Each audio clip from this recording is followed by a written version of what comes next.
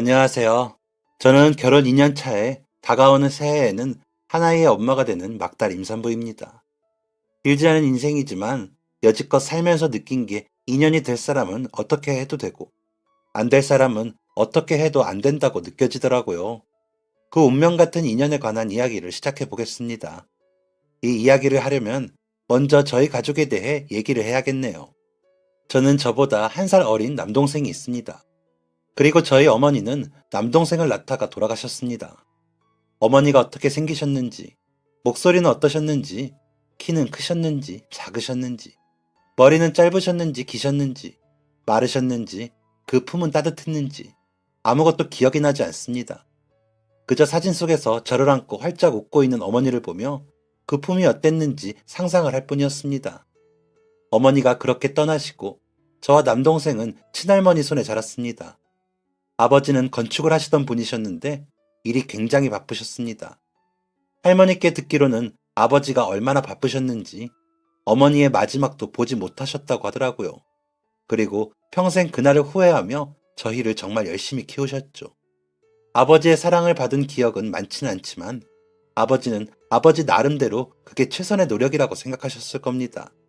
저와 동생을 위해 열심히 돈을 벌어오시는 것 말이죠.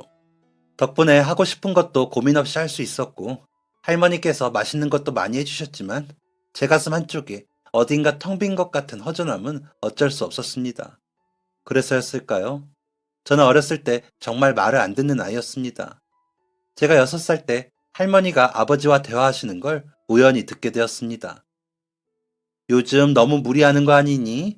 이번에도 1달 만에 집에 들어왔잖아. 밥은 먹고 다니는 거니? 네, 저는 괜찮아요, 어머니. 애들은 잘 지냈죠? 이번에도 얼마 못 보고 가야겠네요. 애들이야 뭐 잘 지내지.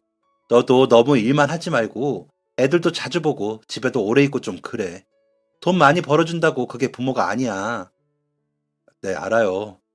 그래도 엄마 없이 크는 거 티내게 하고 싶지 않아서. 이렇게라도 하면 그 공간이 좀 채워질까 해서요. 아휴, 누가 그 마음을 모르니. 참 예쁜 아이였는데. 형규 그거 낳다가 그렇게 되었을 때 밖에 있던 내가 얼마나 놀랐으면 기절까지 했겠어. 그래서 나도 더 형규랑 형은이 열심히 키우는 거고. 그전엔 그냥 어머니가 아파서 돌아가신 줄로만 알고 있었습니다. 그런데 동생을 낳다가 그렇게 되었다니 너무 놀랐습니다. 배신감도 들고 마음이 복잡했죠. 6살이던 저는 그 마음을 숨기는 법을 몰랐습니다. 엄마가 형규를 낳다가 죽었어요? 형은아! 모든 사실을 알게 된 저는 그날 베개가 다 젖을 때까지 울다 지쳐 잠들었습니다. 그래도 어머니가 죽었다는 사실에 달라지는 건 없는데 그냥 모든 게 서러웠습니다. 동생 때문에 어머니가 돌아가셨다니 뭔가 억울한 기분도 들었고요. 그때부터였을까요? 동생이 미워 보였습니다. 그땐 너무 어렸기에 미운 마음을 어떻게 표현해야 하는지도 몰랐고 그냥 속으로 동생이 싫다고만 생각했습니다. 그러다 7살이 되어 친구들하고의 교류도 많아지고 감정 표현도 다양해지다 보니까 미워하는 마음을 표현할 줄도 알게 되었습니다. 제가 할 수 있는 온갖 방법을 동원해서 동생을 미워했습니다. 동생이 가지고 노는 장난감을 빼앗기도 하고 밥 먹을 때 동생 식판에 있는 맛있는 반찬 제가 다 먹어버리기도 하고 동생이 아끼는 장난감을 망가뜨리기도 했습니다. 어렸지만 어머니의 죽음이 동생 잘못이 아니라는 건 알고 있었습니다. 그럼에도 동생을 괴롭히고 싶은 마음은 컸습니다. 그렇게 맨날 동생을 괴롭히다 보니까 어느 순간 제 마음속에 아주 세뇌가 되었더라고요. 나는 정말 동생이 밉고 싫다고요. 처음엔 투정처럼 시작한 행동이 나중엔 그 마음이 커져 진심으로 동생을 미워하고 있었습니다. 그래서 저의 고약한 행동은 그 이후로도 쭉 계속되었습니다. 그런 저 때문에 마음고생이 심한 건 할머니와 아버지였습니다. 할머니가 저를 달래보기도 하시고 혼도 내보시고 손들고 있으라고 벌도 주셨습니다. 한숨도 많이 쉬시고 많이 힘들어 하셨습니다. 그건 아버지도 마찬가지였죠.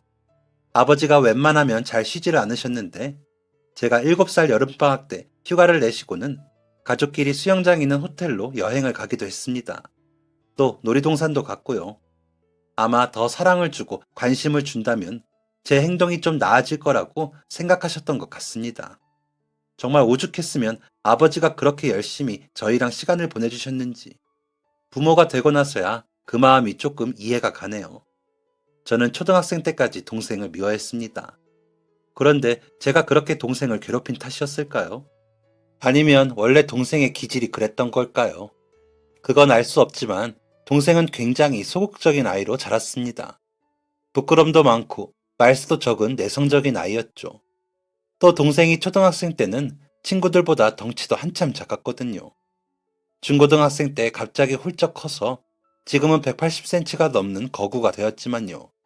아무튼 애가 작고 겁도 많고 수줍음도 많으니까 주변에서 애를 엄청 괴롭혔습니다. 초등학교 저학년 때야 다 같이 친한 분위기니까 그런 게 없었는데 한 5학년쯤부터 동생이 따돌림을 당했습니다. 제가 그때 6학년이었고 동생이랑 같은 초등학교를 다녔거든요. 한 층만 내려가면 동생 반이었을 만큼 가까이에 있었습니다. 그렇다고 한 번도 동생을 보러 동생 반에 간다거나 동생이랑 같이 등하교를 한다거나 한 적은 단 한 번도 없었습니다. 야, 최영규, 너 학교에서 나 아는 척 하지 마라. 죽는다. 왜, 누나? 그건 내 맘이지. 그냥 싫거든. 하지 마. 알겠어? 응. 딱히 이유는 없었습니다. 맨날 집에서도 보는데 학교에서도 봐야 하나 싶었던 것 같습니다. 초등학교 2학년 때까지는 어쩔 수 없이 학교를 같이 다녔는데 동생이 3학년 되고부터는 따로 다녔거든요. 그리고 그 이후부터는 한 번도 저를 찾아온 적이 없었습니다. 학교에서 마주쳐도 동생은 쪼르르 제 갈 길 가버렸고요. 그렇게 저희는 학교에서 생판 모르는 남처럼 지냈습니다. 그래서 저희가 남매라는 걸 아는 친구들은 저랑 친한 친구들 한두 명이 다였죠. 그런데 동생이 5학년, 제가 6학년 된 지 얼마 안 된 봄이었습니다.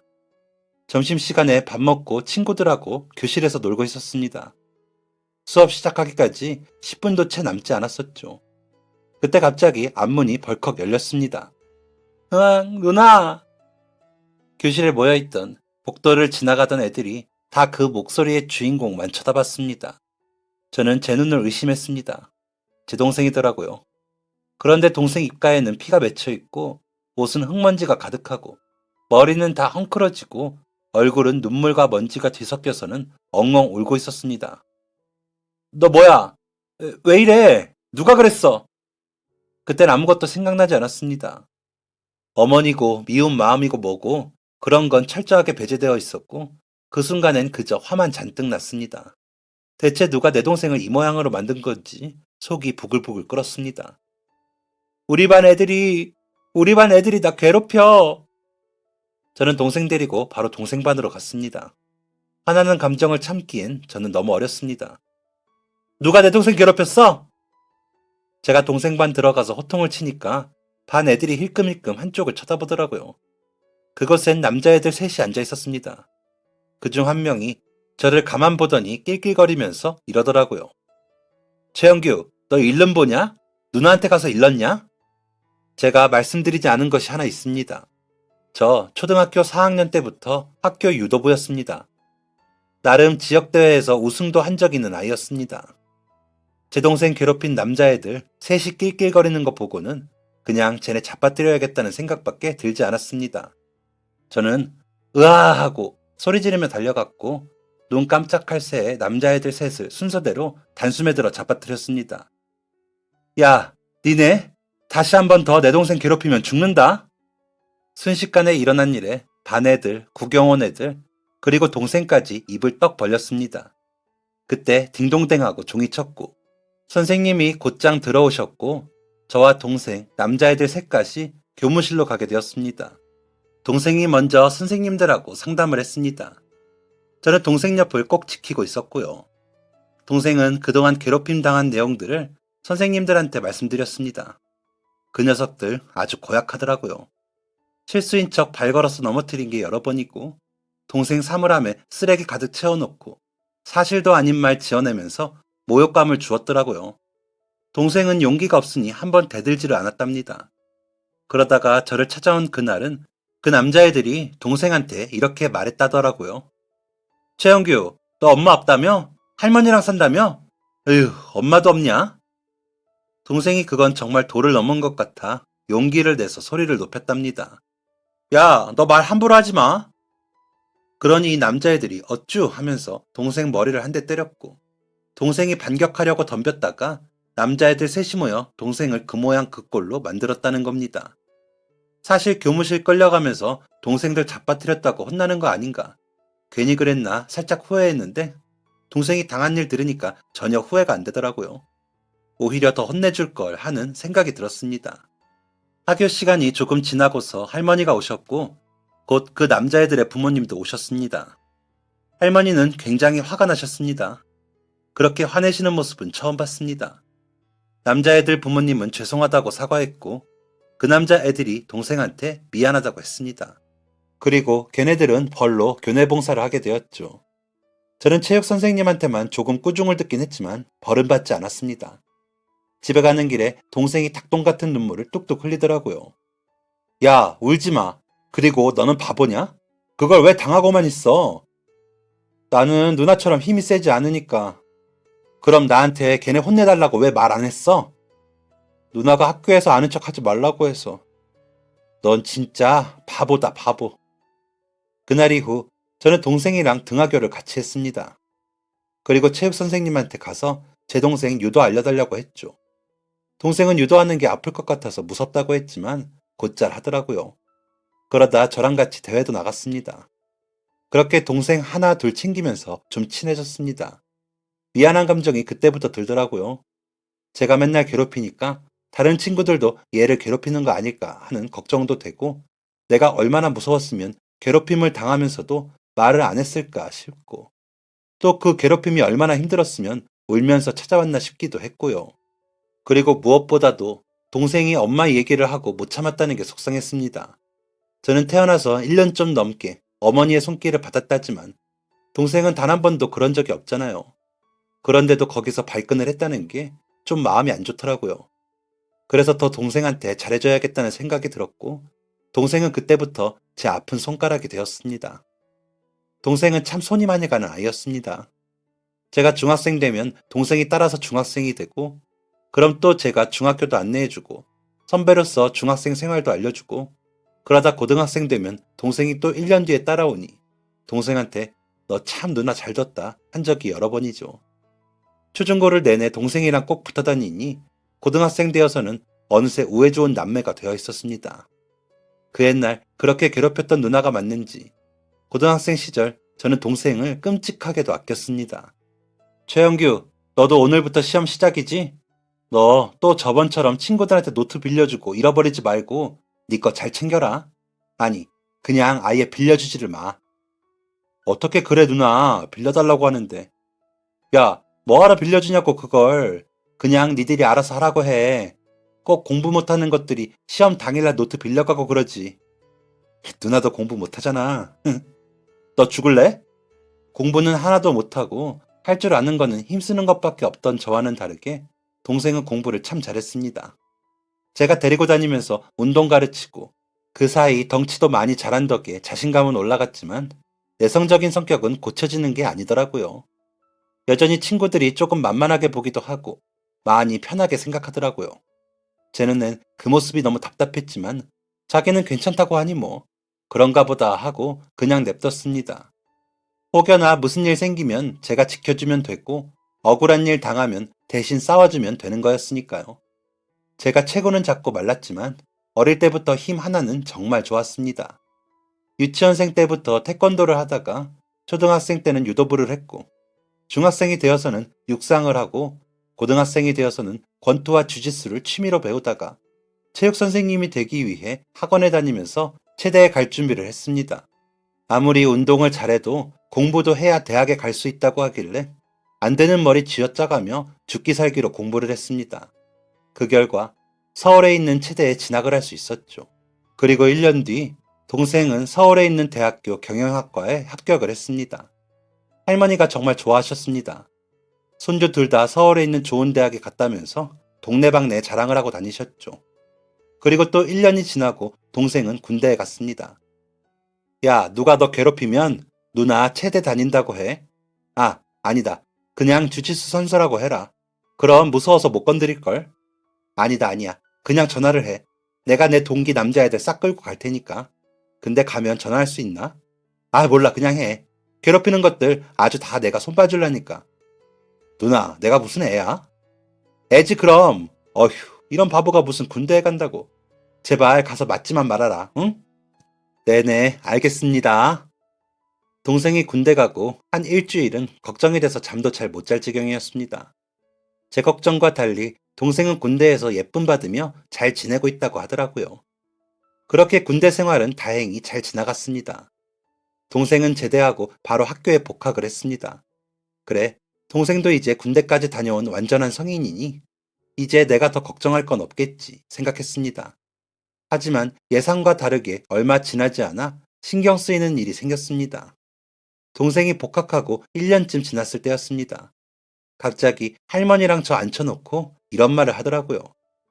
할머니, 누나, 저 휴학하려고요. 뭐, 휴학? 야, 너 이제 곧 3학년이야. 근데 뭔 휴학? 그냥 세상 돌아가는 것도 좀 알고 싶고, 이때 아니면 언제 휴학해보나 싶고. 뭐야, 그게. 그런 애매한 대답이 어딨어. 너 학교 다니는 거 재밌다며. 수석 졸업해서 나중에 대기업 갈 거라고 큰 소리 쳤잖아. 그땐 그랬고, 지금은 마음이 변할 수도 있지. 이게 누굴 속이려고. 너 솔직히 말해. 그게, 그, 장사해볼까 하고. 장사? 무슨 장사? 그건 차차 찾아봐야지. 너 알바라도 한번 해본 적 있어? 너 사업자 등록은 어떻게 하는지 알아? 어디서 뭘 팔 건지는 생각해 봤어? 월세는 얼마나 나갈지, 카드 수수료는 얼마일지, 뭐 그런 것들 다 생각해 봤냐고. 너 어디서 이상한 물 들어와서 괜한 생각하지 말아라. 너는 공부가 딱이야. 그러니까 그냥 학교나 다녀. 알겠어? 내 인생이야. 그러니까 누나 말고 내가 결정해. 살다 살다 동생이 저한테 그렇게 큰 소리를 치는 건 처음이었습니다. 얘가 정말 무슨 생각이 있나 싶기엔 사업의 사자도 모르는 것 같더라고요. 어디서 이상한 것들을 만나 이상한 물이 들어온 게 분명했습니다. 그 말을 하기 전 애가 좀 이상하긴 했습니다. 안 하던 외박을 하지 않나? 갑자기 옷이나 외모에 관심을 가지고 어릴 때부터 학교 수업에 지각 한 번 한 적 없던 애인데 수업 지각한 적도 있고요. 아무래도 여자친구가 생긴 게 분명했습니다. 그리고 그 여자친구는 동생한테 헛바람을 분 게 분명했고요. 제가 그렇게 휴학은 절대 안 된다고 얘기했는데 동생은 결국 휴학을 했습니다. 젊었으니 사랑의 눈멀기에 충분했고 다 한때라고 생각했습니다. 동생도 분명 후회하고 다시 정신을 차릴 거라고 확신했죠. 하지만 그건 제 착각이었습니다. 동생은 정신을 더 못 차리더군요. 또 한 번 폭탄 선언을 했습니다. 저 지금 여자친구랑 결혼하고 싶어요. 야, 너 작작해라. 결혼은 무슨 결혼이야. 네가 뭐가 있는데 돈이 있냐, 직업이 있냐, 집이 있냐. 그래서 식은 나중에 올리고 혼인신고만 하려고. 나 지금 여자친구 정말 사랑해. 혼인신고하고 둘이 돈 모아서 작은 식당 하나 차려보려고. 식당 차리려면 얼마나 돈이 많이 필요한지 알아? 아버지가 내 대학 등록금 빌려주신댔어. 통화로 다 말씀드렸고. 거기에 대출 조금 보태서 시작해보려고. 홀렸네. 이거 완전 단단히 홀렸어. 동생은 정말 무슨 대단한 일이라도 벌이려는 것처럼 확신에 찬 눈으로 말했습니다. 어떻게 저렇게 더 바보가 될 수 있나 답답하기만 했습니다. 할머니도 한숨을 푹푹 쉬시며 가슴을 치셨죠. 동생은 혼인신고 하기 전에 자기 여자친구 얼굴이라도 한번 봐야 하지 않겠냐며 자리를 마련했습니다. 그래, 대체 어떤 사람인가 보자 하고 나갔더랬죠. 그런데 이거 보통 여우가 아니더라고요. 밥 먹고 차 마시는 고작 2시간이었는데 제 눈에는 그 성격이 다 보이더군요. 눈웃음 살살 치면서 동생한테 이거 해달라 저거 해달라 하며 등골 빼먹을 상이었습니다. 그때 동생을 때려잡아서라도 이 결혼을 말려야 했는데 동생이 정말 사랑한다니까 동생 말대로 이건 동생 인생이니까 알아서 잘하지 않을까 하는 마음이 있었습니다. 그래서 동생을 말리지 않기로 했죠. 저는 그 순간을 두고두고 후회하고 있습니다. 얼마 뒤 동생은 혼인신고를 했고 방 하나짜리 오피스텔을 얻어 살림을 차렸습니다. 그리고 상권도 별로인 곳에 작은 식당을 열었죠. 일본식 돈가스가 유행을 할 거라며 일본에 몇 번 오가더니 돈가스와 덮밥 등을 파는 식당을 열었습니다. 별 탈 없이 오픈하고 운영까지 하는 것 같더라고요. 이때까지만 해도 동생이 정말 잘 살고 있는 줄 알았습니다. 앞으로도 잘 살 줄 알았고요. 그 내막을 알기 전까지는 말이죠. 그맘때 제가 첫 학교를 배정받고 체육교사로 일을 하느라 정신이 없었습니다. 그래서 더 동생한테 신경을 못 썼던 거죠. 그런데 어느 날 동생이 할머니와 저를 찾아왔습니다. 지 여자친구랑 살림 차리고 가게 열고 집에 통 안 오던 애였습니다. 아들놈 키워봐야 소용없다는 게 이럴 때 쓰는 말인가 생각했죠. 할머니는 입버릇처럼 말씀하셨습니다. 무소식이 희소식이다. 알아서 잘 살고 있겠지. 그랬기에 갑작스러운 동생의 방문은 저와 할머니를 놀라게 할 수밖에 없었습니다. 오랜만에 본 동생의 꼴은 말이 아니었습니다. 푸석푸석한 얼굴엔 생기가 하나도 없었고 반짝이던 눈빛도 빛을 잃어 다 죽어있고 옷차림도 단정하지 않았습니다. 그리고 동생은 곧 갈라진 목소리로 말했습니다. 할머니, 누나, 어떡해요? 여자친구가 도망갔다는 겁니다. 그것도 동생 이름으로 큰 빚을 지고 집에 있는 가게에 있는 돈을 몽땅 털어 단돈 1원도 남기지 않고 도망갔답니다. 이게 지금 말이 되는 건지, 이게 진짜 말이 되는 건지 동생은 손을 덜덜 떨었습니다. 같이 살게 되고 집은 여기였자, 가게는 여기오더라, 은행엔 이날 가자, 여기 사인해라, 다 혼자 결정하더라고. 나는 잘 모르니까 그 사람이 잘 알아봤겠거니 하고 시키는 대로 했거든. 그런데 집안일도 안 하고 가게 일도 안 돕고 돈은 어디서 나는 건지 자꾸 명품 같은 걸 사는 거야. 이상하잖아. 그런데 나를 사랑한다니까 그냥 나는 속은 거야 여기에. 그런데 어제 일 끝나고 집에 가니까 흔적도 없이 사라졌어. 아무것도 없어 아무것도.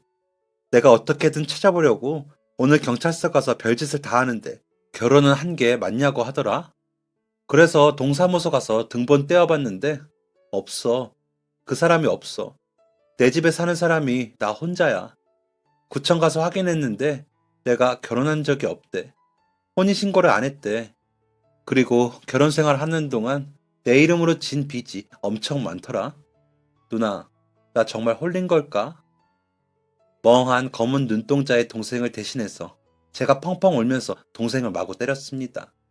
이 등신, 이 멍청이 하면서 죄 없는 동생에게 그랬습니다. 사실 그 말은 제게 하는 말이었습니다. 그때 말릴걸. 그때 어떻게 해서든 그 여자 못 만나게 할 걸 후회했습니다. 그렇게 동생에겐 또 한 번 큰 상처가 생겼습니다. 그 후 동생은 많이 달라졌습니다. 사람 좋게 웃는 모습은 이제 보이지 않았습니다. 호락호락해 보이는 행동까지 싹 달라져 아주 냉철하고 냉정하게 바뀌었습니다. 동생은 웃지 않았고 누군가의 부탁을 들어주지 않았고 마음의 문을 닫아버렸습니다. 그렇게 일만 했습니다. 친구들도 안 만나고 혼자 가게에서 일만 하며 3년 만에 그 큰 빚을 혼자 다 갚았습니다. 그런 동생이 대단하면서도 안쓰러웠습니다. 그 충격이 얼마나 컸으면 저럴까 싶었고 예전에 싱글벙글 웃던 동생의 모습이 그리웠습니다.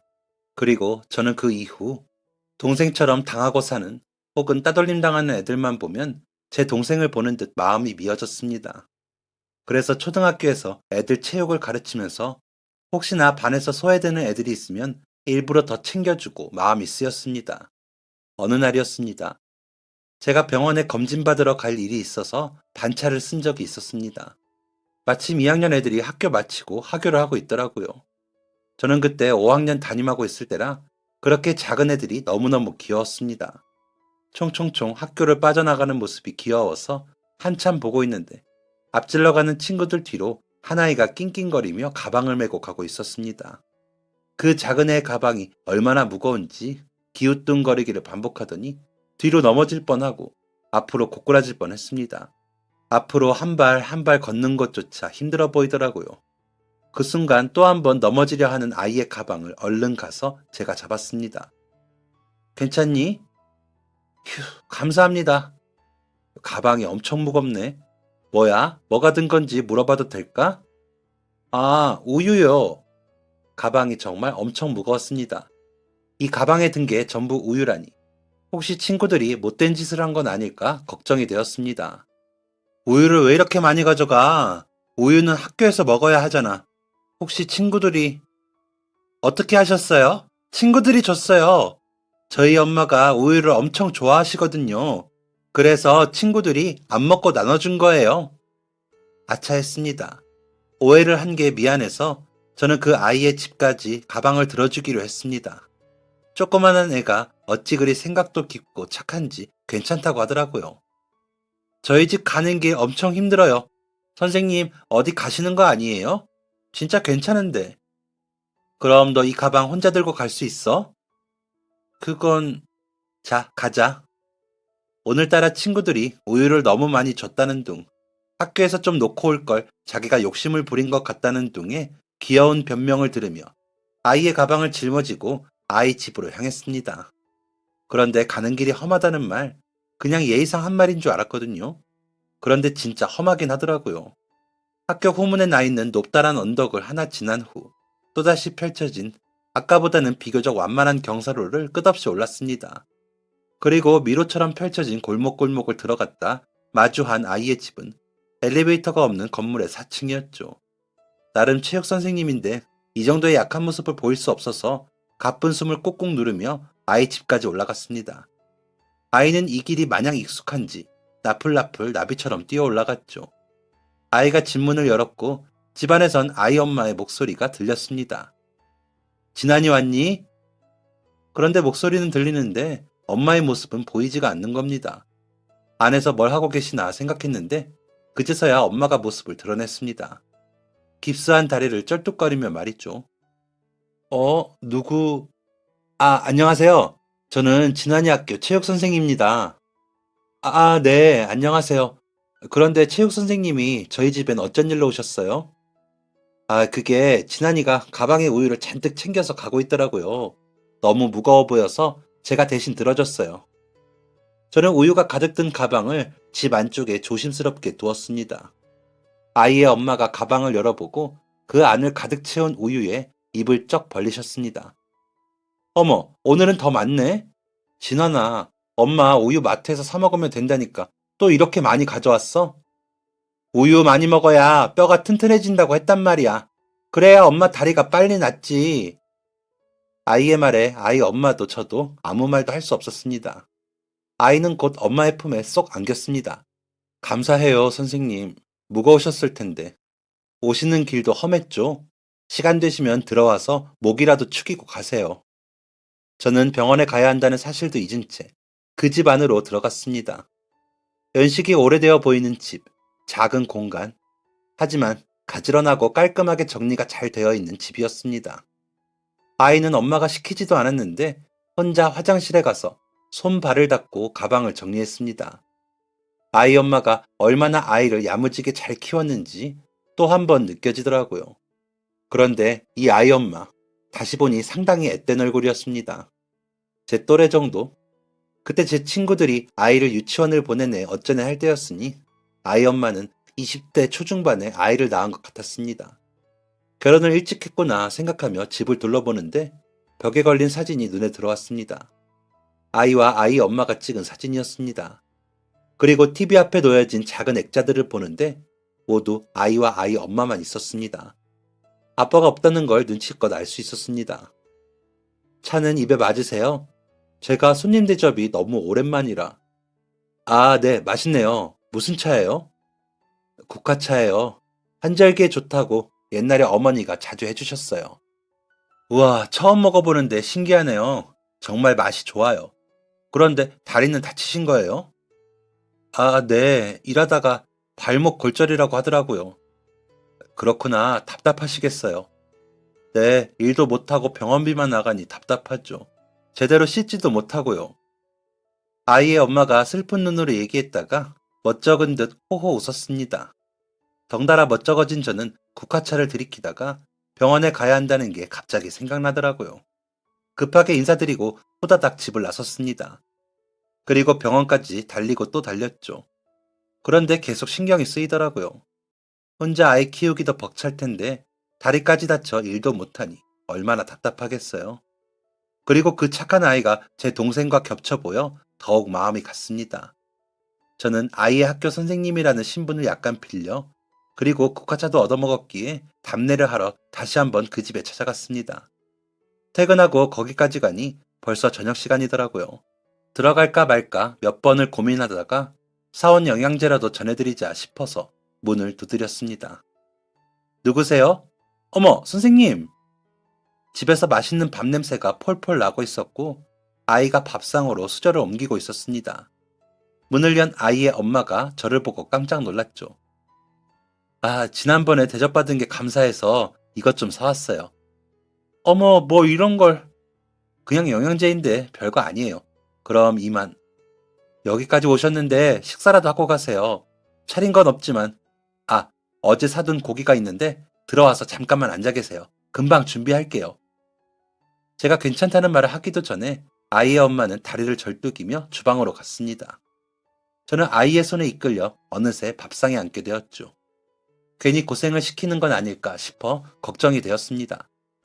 아이랑 이런저런 얘기하며 기다리는데 아이 엄마가 큰 그릇에 불고기를 가득 담아 내오더라고요. 참 정성이 가득한 밥상이었습니다.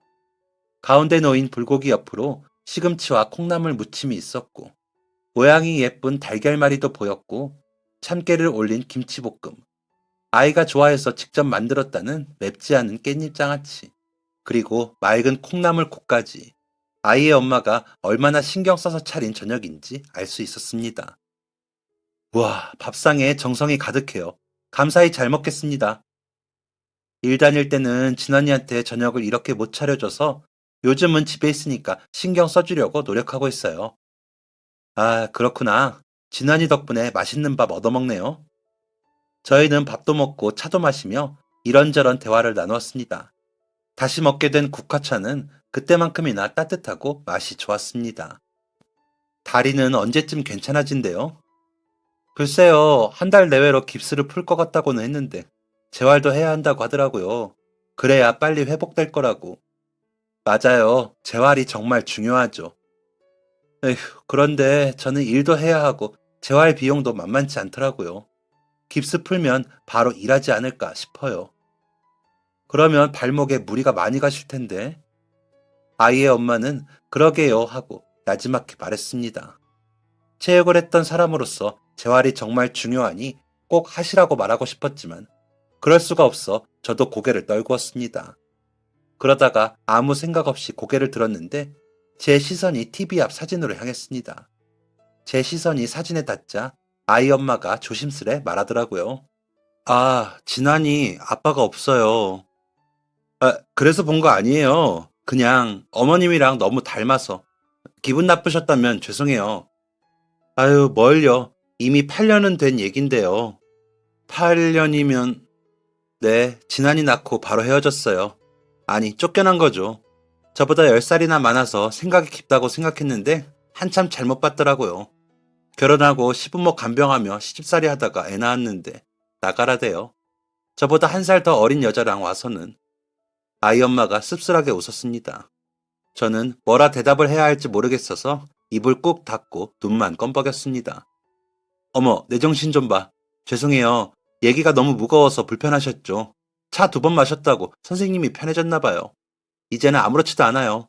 지금은 진환이랑 너무 행복한걸요. 아, 네네. 그럼요. 진환이 진짜 생각도 깊고 착하더라고요. 친구들도 많은 것 같고요. 아, 참. 아까 진환이가 얘기해줬는데 진환이 공부도 잘한다면서요? 아, 네. 시험 보면 곧잘 하는 것 같더라고요. 학원 한 번 못 보내줘서 미안했는데 너무 고맙죠. 아이의 엄마는 뿌듯하면서도 슬픈 눈으로 진환이의 방문을 쳐다봤습니다. 제가 비록 체육 선생이지만 제가 봤을 때 진환이는 나중에도 엄청 공부 잘할 거예요. 어머, 그럼 너무 좋겠네요. 벌써 시간이. 제가 너무 오래 있었네요. 이제 가봐야겠어요. 오늘 식사 정말 잘했습니다. 진짜 맛있었어요. 별거 아닌 밥상 맛있게 드셔주셔서 감사해요. 언제든 오시면 또 차려드릴게요. 날이 많이 어두운데 가시는 길 괜찮으시겠어요? 이 근처 사세요? 아, 저 버스 타면 금방 가요. 행복동 살아요.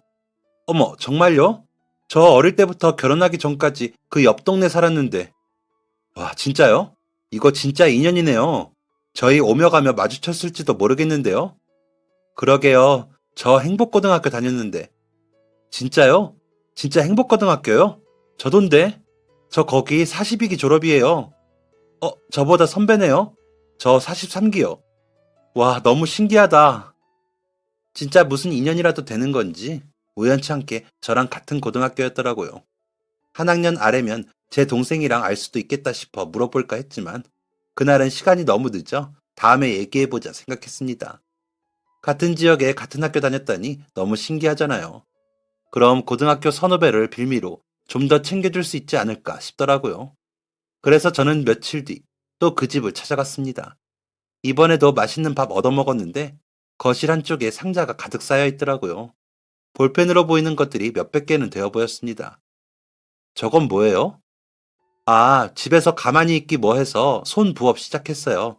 그냥 문구 포장하는 단순한 건데, 어휴, 쉽게 봤는데 일은 일이더라고요. 아, 그렇구나. 다치기 전에 무슨 일 했어요? 저 장난감 회사 다녔어요. 거기서 홍보팀이요. 맨날 PPT 만들고, 홍보 이미지 만들고, 홍보 영상 만들고, 4년 전에 입사할 때 면접 보는데 포토샵 할 줄 아냐고 해서 어떻게 생긴 줄 알아요 했다가 들어가서 포토샵 달인이 되었네요. 우와, 잘 어울린다. 그런 일 하셨구나. 아이 엄마한테 그 얘기를 듣자마자 너무 잘 됐다 생각했습니다. 제가 오랜 시간 체육을 했고 체대를 나왔잖아요. 주변에 체대 입시학원 선생님, 주짓수 학원 선생님, 운동용품 판매자 등 이런 사람들이 많거든요. 다들 많은 홍보가 필요한 사람들이었죠. 저는 아이 엄마한테 집에서도 그렇게 이미지 만들고 영상 만드는 거 할 수 있냐고 물어봤습니다. 맨날 퇴근하고 집에 와서도 일해서 웬만한 건 다 집에서 한다더라고요. 옳다구나 하고 저는 지인들에게 연락을 돌려 일거리를 잔뜩 아이 엄마에게 전화해서 부탁했습니다. 선생님, 정말 제가 해도 되는 걸까요? 아이, 그럼요. 다들 홍보 이미지랑 영상 필요한 사람들이거든요. 물론 어머님 실력 고려하고 의뢰드린 것에 대한 급여는 그쪽에서 제대로 지급해 드릴 겁니다. 선생님, 정말 감사합니다. 그리고 이제 말씀 낮추세요. 같은 학교 선후배였는데 어머님이 뭐예요? 아, 그럼 그럴까, 동생? 몇 번 만남이 오가고 마음이 잘 맞다 보니 저희는 어느새 언니 동생 하는 사이가 되었습니다. 그렇게 알게 된 지 한 달쯤이 되었을 때 아이 엄마가 깁스를 풀었다고 연락을 했더라고요. 제가 재활센터에 아는 분이 계시니 소개해 드릴 테니까 꼭 다니라고 일러두었습니다. 그 덕에 아이 엄마는 조금 더 빠르고 정확하게 회복을 할 수 있었죠. 아, 그리고 진환이요. 학원을 한 번도 안 다녀봤다고 하더라고요. 남자 애들이라면 거의 필수로 다니는 태권도도 한 번 안 배워봤다고 했죠. 제 지인 중에 또 태권도 사범하는 친구가 있거든요. 워낙 친한 친구여서 사정 말하니 얼른 데려오라고. 일주일에 2번 수업하는데 그게 어렵겠냐며 고맙게도 아이가 태권도를 배울 수 있게 해주었습니다. 그렇게 친해진 저희는 자주 만남을 가졌습니다. 제가 그 집에서 밥을 정말 여러 번 얻어먹었거든요. 그게 고마워서 저도 밥 한 끼 대접하고 싶었는데 저는 요리 솜씨가 영광입니다. 그러다 문득 제 동생이 하는 가게가 생각이 나더라고요. 동생 가게가 크지도 화려하지도 않지만 제가 인정하는데 정말 맛집입니다. 주말에는 사람들이 줄 서서 기다릴 만큼 인기도 많고요. 같은 학교니까 서로 알 수도 있겠다 싶어서 저는 아이 엄마를 데리고 동생의 가게로 갔습니다. 언니, 정말 동생분 가게 가도 돼요? 손님 많아서 바쁘다며 이렇게 불쑥 가도 괜찮은가? 괜찮아. 누나가 동생 가게 가서 밥 먹는다는데 뭐. 그리고 아직 바쁠 시간도 아니고 나도 가끔 가서 밥 먹는데 뭐. 진짜 맛있으니까 기대해. 일부러 동생 바쁠 시간 피해서 이른 저녁을 먹으러 갔습니다. 다행히 앞에 줄 선 사람들이 안 보이더라고요. 짤랑 소리가 나는 방울이 달린 문을 열자 주방에서 동생이 나왔습니다. 네, 어서 오세요. 누나? 어? 박은아! 최영규? 동생이 아이 엄마의 이름을 부르며 눈이 동그래지더라고요. 아이 엄마의 눈은 그보다 더 크고 더 동그래졌고요. 둘이 아는 사이구나 싶었습니다. 때마침 저희 뒤를 이어 손님들이 더 들어와서 얼른 자리에 앉았고 그 이후에도 계속 몰아치는 손님들 때문에 동생과 아이 엄마는 대화를 할 수 없었습니다. 궁금함을 못 참았던 제가 아이 엄마에게 물어봤죠. 형규랑 아는 사이야? 네, 3학년 때 같은 반이었어요. 언니 동생이 형규일 줄은 상상도 못했네요. 이미지가 너무 다르지. 조금? 형규랑 친했어? 친하진 않았고, 실은 제가 좋아했어요. 뭐? 쟤를? 최형규를? 언니, 형규는 몰라요. 제가 고백도 안 해서. 비밀이에요. 진짜 비밀. 오호라, 이런 재미있는 사연이 있다니 더 신기하더라고요. 저는 비밀을 꼭 지킨다고 약속을 했습니다. 동생 가게가 많이 바빠 보이길래 저는 식사 마치고 아이 엄마 먼저 보내고 동생 가게 일을 도와주었습니다. 손님들 다 빠지고 얼른 테이블 다 정리하고 청소까지 싹 끝내고 앉아서 쉬려는데 이제야 주방에서 나온 동생이 성큼성큼 제 앞에 와서 서더라고요. 뭐야? 알고 데려왔지? 뭔 소리야? 뭘 알아? 누구? 은하? 그럼 누구겠어? 둘이 어떻게 하는 사이야?